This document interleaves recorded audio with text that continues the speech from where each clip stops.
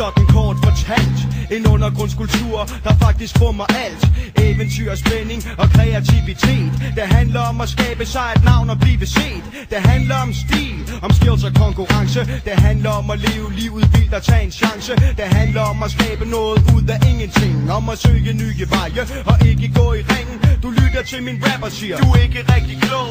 Hvad skal vi med farver? På mure og på tog. Graffiti det er hærværk, og lortet skal bekæmpes. For borgerskabet skal sgu ikke forulempes. Graffiti er hærværk, det er systemets jargon. Men hvad når man lader børn vokse op i beton? Når man skaber en verden, der er kedelig og grå. Uden noget at glo på, ikke noget at tro på. Hvem laver hærværkssystemet eller os? Er der noget at sige til, at de unge de vil slås for en bedre verden? Med andre værdier, en penge og en arbejdsløshed der stiger. Graffitien har bredt sig til det ganske land. Der farver overalt, de unge går til modstand. Tryk avler modtryk, sagen den er klar. Graffiti det er kreativt selvforsvar. Graffiti, det er kommet for at blive.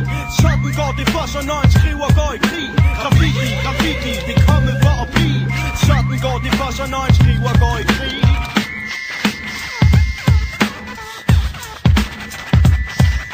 Det er fedt at køre med S-tog rundt i København. Hver anden vogn er malet med et gadenavn. Cave eller tower, Mins eller face, Les eller trick, stem eller bass. Jeg står på perronen og jeg råber juhu. Endnu en holdcar malet af Moa Crew. Men der er meget mere, jeg har kameraet klar. Ace har malet en window down holdcar. Paneler overalt, tags ud og inde. DSB taber og skriverne vil vinde. For også i Jylland maler hjemme drengetog. Total Reward Crew spotter ISO. Det er for vildt, en kørende kunstudstilling.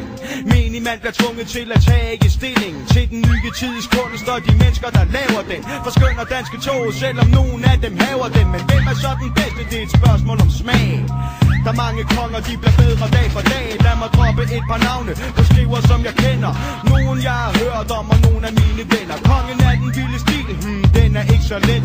Måske er det Bates, måske Sabe eller Sweat. Men kongerne er bombning, det er ikke særlig svært. Ransom og drengene er med på lidt af hvert. De bedste figurer, det må være CMP. Men også Face, for han har hvad der skal til. Og ISO fra Aarhus, han holder hele vejen. Har malet siden 84, bliver aldrig træt af lejen. Graffiti, det er kommet for at blive. Sådan går det for sig, når en skriver går i krig. Graffiti, det er kommet for at blive. Sådan går det for sig, når en skriver går i krig.